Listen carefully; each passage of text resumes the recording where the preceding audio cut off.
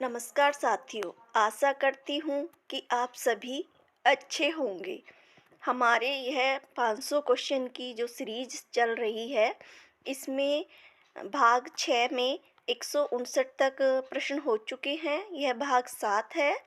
इसमें 160 प्रश्न संख्या 160 निम्नलिखित में से माघ विरचित कीर्ति है। एक बुद्ध चरितम, दो क्रातम्य अर्जुन्य, तीन शिशुपाल वध, चार स्वप्नवास दत्तम। आंसर है इसमें नहीं आएगा, नहीं है। आंसर है तीन शिशुपाल वध। यह श्री हर्ष की रचना है, बाकी ये तीनों रचनाएं माघ की है।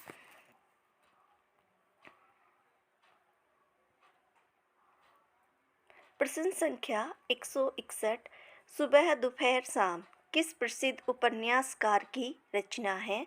एक कमलेश्वर, दो प्रेमचंद, तीन वृंदावन लाल वर्मा, चार उपेंद्र नाथ अश्क। आंसर है एक कमलेश्वर की यह रचना है और जो 1942 ईस्वी में इसका प्रकाशन है। 1982 में सुबह दोपहर शाम यह का प्रकाशन है। प्रश्न 162, इनमें से रीतिकाल का कौन सा कवि अपने प्राकृतिक चित्रण के लिए विख्यात है? एक ग्वाल कवि, दो मतीराम, तीन घनानंद, चार सेनापति। आंसर है चार सेनापति। प्रश्न 163, कालिदास की किस रचना को दूत काव्यम माना जाता है? एक अभिज्ञान शाकुंतलम, दो मालवीय अग्निमित्रम, तीन मेघदूत, चार विक्रमो वंश्यम। आंसर है तीन मेघदूत।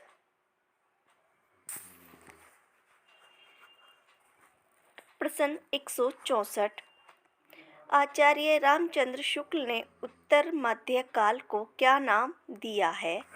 एक रीतिकाल, दो एक अलंकृत काल, दो रीतिकाल, तीन श्रृंगार काल, चार मध्यकाल।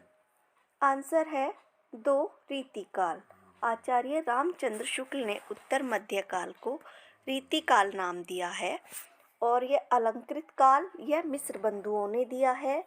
श्रृंगार काल यह विश्वनाथ प्रसाद मिश्र ने दिया है रीतिकाल को नाम।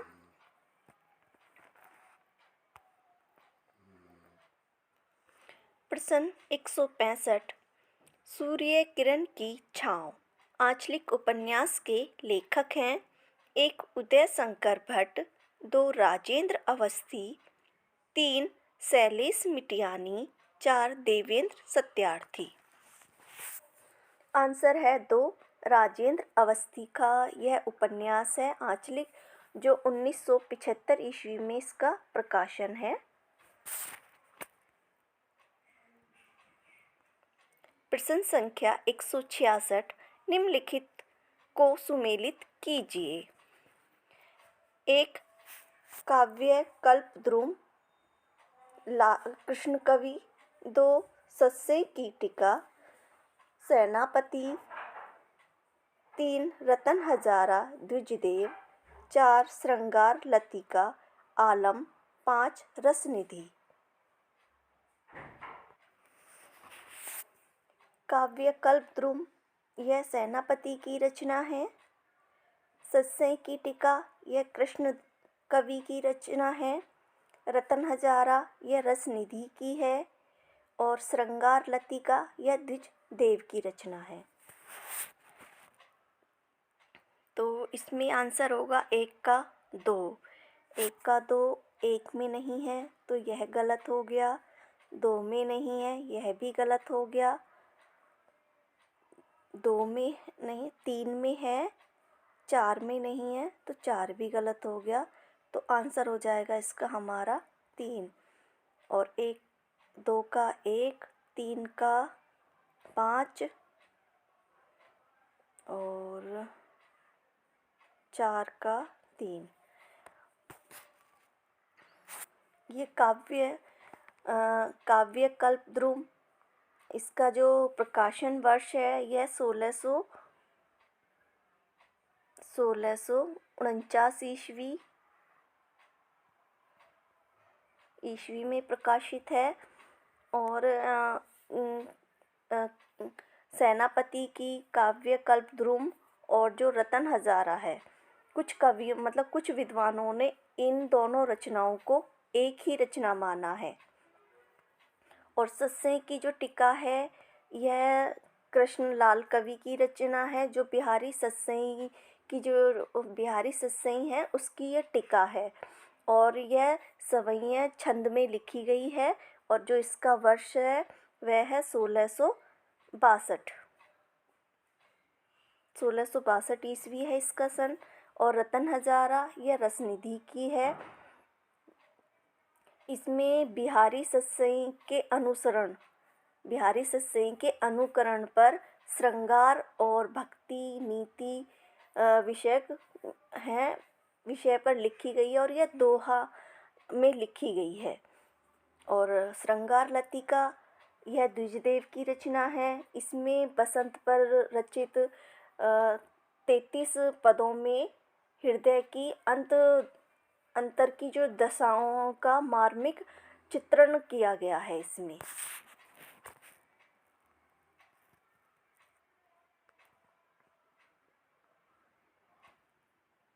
प्रश्न संख्या 167, निम्नलिखित कवियों में से नई कविता का कवि किसे नहीं कहा जा सकता?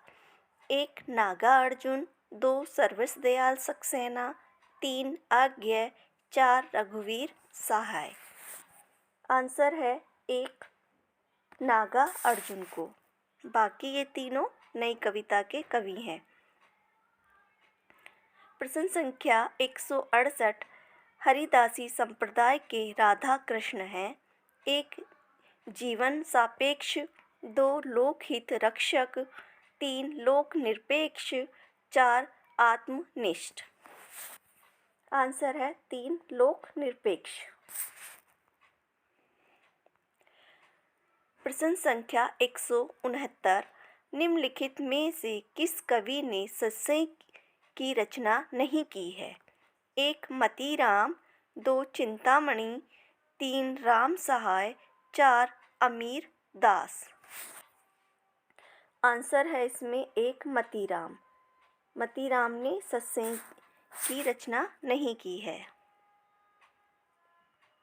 प्रश्न संख्या 170,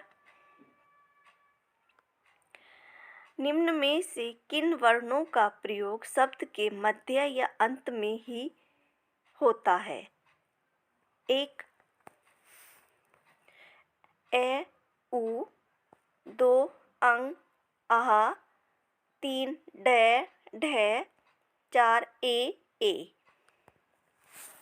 आंसर है इसमें 3 डै और ढै। इनका जो प्रयोग होता है वह शब्द के मध्य में या अंत में ही होता है। जैसे शब्द हो गया बड़ा, पढ़ना, चढ़ना, लिखना, ओढ़ना आदि। इन शब्दों में ये डै और डै मध्य में या अंत में ही आते हैं। जैसे लिख देती हूँ मैं, बड़ा और पढ़ना, चढ़ना, बैठना आदि शब्द इसी में आते हैं ये। प्रश्न संख्या 171, रेखता के संदर्भ में सही कथन चुनिए। 1 रेखता उर्दू भाषा का आरंभिक रूप है। 2 रेखता उर्दू का विकसित रूप है। 3 वली ने एक नई काव्य शैली का विकास किया जिसे रेखता शैली कहते हैं। 4 रेखता पुरुषों की भाषा है और रेखती स्त्रियों की भाषा है। तो आंसर होगा इसका 4। 1, 3 और 4 सही है। इसमें 2 है वह गलत है, क्योंकि रेखता उर्दू का विकसित रूप नहीं है, यह उर्दू का आरंभिक रूप है। तो इस वजह से ये गलत है। बाकी तीनों जो कथन है ये सही है। प्रश्न संख्या 172। रचना काल की दृष्टि से निम्नलिखित रचनाओं का सही अनुक्रम क्या है? 1 ध्वन्य लोक, नाट्य शास्त्र, काव्य अलंकार, साहित्य दर्पण। नाट्य शास्त्र, काव्य अलंकार, ध्वन्य लोक, साहित्य दर्पण। काव्य अलंकार, नाट्य शास्त्र, ध्वन्य लोक, साहित्य दर्पण। 4 नाट्य शास्त्र, ध्वन्य लोक, साहित्य दर्पण, काव्य अलंकार। आंसर है हमारा इसमें 2 नाट्य शास्त्र, काव्य अलंकार, ध्वन्य लोक, साहित्य दर्पण। क्योंकि नाट्य शास्त्र ये भरत मुनि की रचना है। जो भरत मुनि का जो समय है वह प्रथम शताब्दी है। इनका समय प्रथम शताब्दी है। और काव्य अलंकार यह भामा की रचना है। जो भामा का समय है वह 6ठी शताब्दी है, इनका भामा की है। और ध्वन्य लोक यह आनंदवर्धन की रचना है। जो आनंदवर्धन का समय है वह 10वीं शताब्दी है। और वैसे इसका जो सन में है वो 850 है। इसका सन 850 ईस्वी सन में है ये काव्य ध्वन्य लोक। और साहित्य दर्पण यह विश्वनाथ की रचना है, जिनका समय है 14वीं शताब्दी।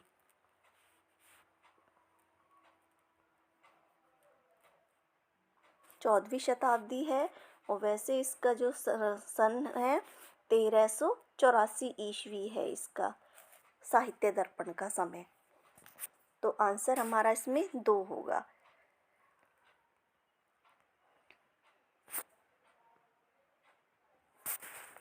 प्रश्न संख्या 173। मर्यादा मत तोड़ो, तो टूटी हुई मर्यादा कुचले हुए अजगर सी गुंजलिका में कौरव वंश को लपेटकर सूखी लकड़ी सा तोड़ डालेगी। अंधा युग का उपयुक्त संवाद किसका है? 1 विदुर, 2 द्रोणाचार्य, 3 धृतराष्ट्र, 4 भीष्म। आंसर है 1 विदुर का। यह कथन विदुर का है। और विदुर यह धृतराष्ट्र से कहते हैं। इस कथन को धृतराष्ट्र से कहते हैं विदुर। और यह अंधा युग नाटक धर्मवीर भारती का जो है उससे यह संवाद लिया गया है। और उसका पहला अंक कौरव नगरी, उससे यह संवाद है। और अंधा युग का जो प्रकाशन है वह हमारा है 1954 ईस्वी। अंधा युग का है ये। अंधा युग जो नाटक है उसके पहले अंक से है, ये पहले अंक से है, जिसका नाम है कौरव नगरी।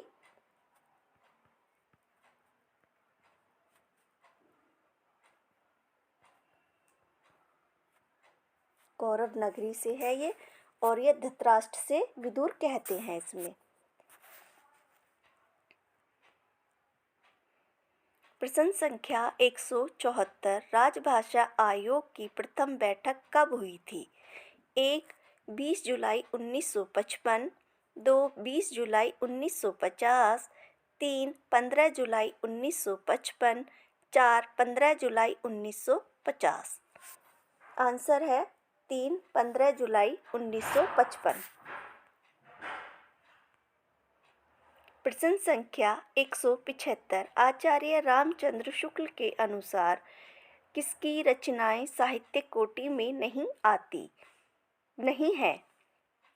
1 विद्यापति और खुसरो की रचनाएं, 2 भट्ट केदार और नरपति नालय की रचनाएं, 3 जगनिक और चंद्रवरदाई की रचनाएं। 4 सिद्धों और योगियों की रचनाएं। आंसर है 4 सिद्धों और योगियों की रचनाएं। प्रश्न संख्या 176। कुमारपाल प्रतिबोध के रचनाकार हैं। 1 अधोधन सूरी, 2 सोमप्रभु सूरी, 3 धनपाल, 4 देवसेन। आंसर है 2 सोमप्रभु सूरी।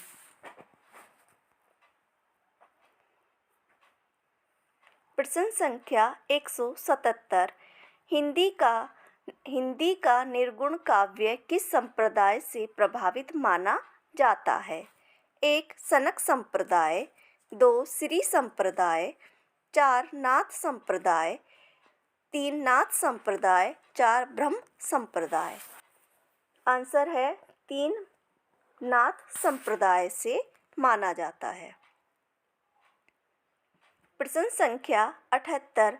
फागु की भीर अभीरन में गही गोविंद ले गई भीतर गोरी।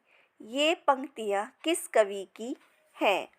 1 पद्माकर, 2 बिहारी, 3 चिंतामणि, 4 भूषण। आंसर है 1 पद्माकर। ये पंक्तियाँ पद्माकर की हैं। प्रश्न संख्या 179। उक्ति व्यक्ति प्रकरण में अवहट के किस रूप का प्रयोग हुआ है? 1 दक्षिणी, 2 मध्य देशीय, 3 पश्चिमी, 4 पूर्वी। आंसर है 2 मध्य देशीय भाषा का प्रयोग हुआ है अवहट का। प्रश्न संख्या 180। अपभ्रंश और अवहट में चौपाई कितनी मात्राओं का छंद था? 1 11, 2 13, 3 10, 4 15। आंसर है 4 15। चौपाई, अपभ्रंश और अवहट में 15 मात्राओं का छंद था। प्रश्न 181। घायल की गति घायल जानो और न जानो कोई। उपयुक्त पंक्ति किस कवि की है? 1 मीराबाई, 2 तुलसीदास, 3 कबीरदास, 4 सूरदास। आंसर है 1 मीराबाई। प्रश्न संख्या 142। जुगलमान चरित्र किसकी रचना है? 1 सूरदास, 2 परमानंदास, 3 नंददास, 4 कृष्णदास। आंसर है 4 कृष्णदास की रचना है जुगलमान चरित्र। प्रश्न संख्या 183। धूसर का पर्याय है? 1 अजा, 2 अश्व, 3 गधा, 4 मेघ। आंसर है 3 गधा।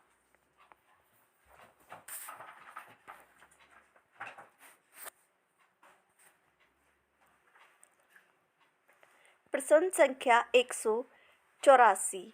हिंदी रंगमंच को हिंदी भाषी प्रदेशों की संस्कृति, पूर्तियों और आकांक्षाओं का प्रतिनिधित्व करना होगा। रंगों और राशियों के हमारे विवेक को व्यक्त करना होगा।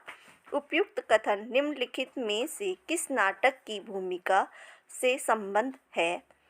1 आषाढ़ का एक दिन, 2 चंद्रगुप्त, 3 आगरा बाजार, 4 एक और द्रोणाचार्य। आंसर है 1 आषाढ़ का एक दिन।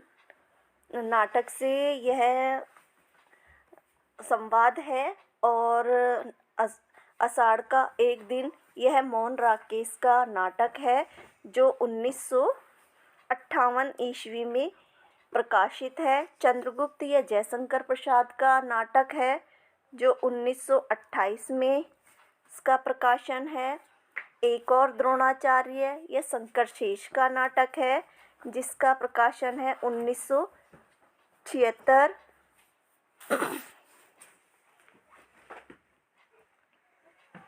प्रश्न संख्या 185।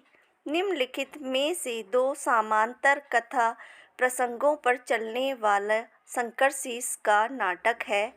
एक अरे मायावी सरोवर, 2 पोस्टर, 3 कोमल गांधार, 4 एक और द्रोणाचार्य। आंसर है 4 एक और द्रोणाचार्य। यह दो कथाओं के समांतर चलने वाला नाटक है जिसका प्रकाशन है 1976। पोस्टर इसका प्रकाशन है 1985। कोमल गांधार इसका भी 85 है। और अरे मायावी सरोवर इसका है 1980।